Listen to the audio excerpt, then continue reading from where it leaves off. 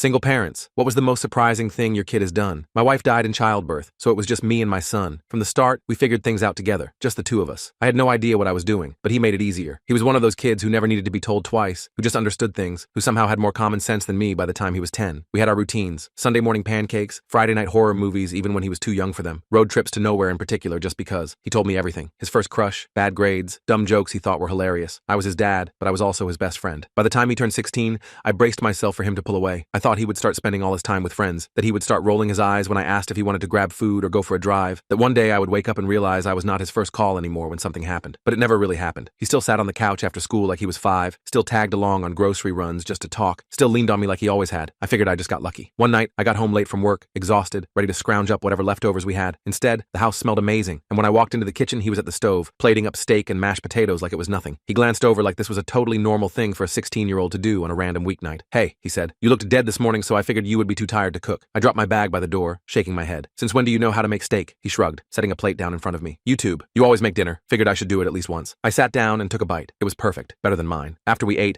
I leaned back in my chair, full and content, feeling the exhaustion from the day start to lift. He was watching me, hesitant, like he was waiting for the right moment to say something. "What?" I asked. He hesitated, then rubbed the back of his neck. "I know you don't like talking about it, but I looked up college costs last week." I frowned, caught off guard. "Why?"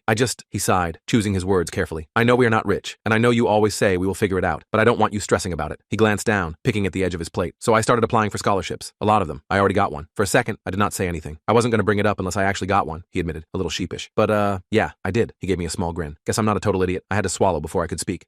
How much?" "Not full ride or anything, but enough to help. I'll keep applying. I know you'd never ask me to, but I don't want you working yourself into the ground." That was the moment. The moment I realized he wasn't a kid anymore. He saw things I thought I was hiding. The exhaustion. The way I counted bills when I thought he was not looking. The way I always told him not to worry about money because I wanted him to just be a kid. I felt something tighten in my chest, and for a second, I was not sure what to say. So I did what I always did when I had no words. I reached over and ruffled his hair, muttering, "Damn kid," making me emotional over steak. He laughed, but I saw the relief in his face, like he had been worried I would be mad, like he did not just do something incredible. I pulled him into a hug, one of those real ones, the kind that said everything I did not have words for. "I'm proud of you," I told him. "You know that, right?" He huffed, pretending to squirm away. Yeah, but he was smiling.